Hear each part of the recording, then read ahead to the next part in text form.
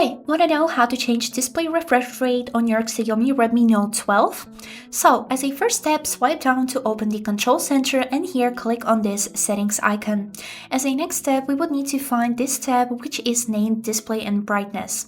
Open it and here scroll down until you'll find this tab named refresh rate. Click on it and here as you can see we got two options, which is maximum and standard. Standard gives you 60 Hz and maximum 120, which is twice more.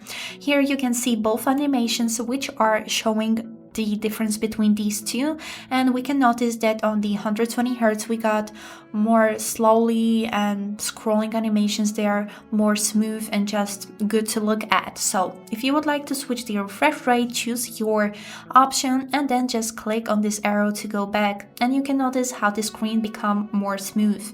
This is it. I hope this video was helpful and thank you for watching.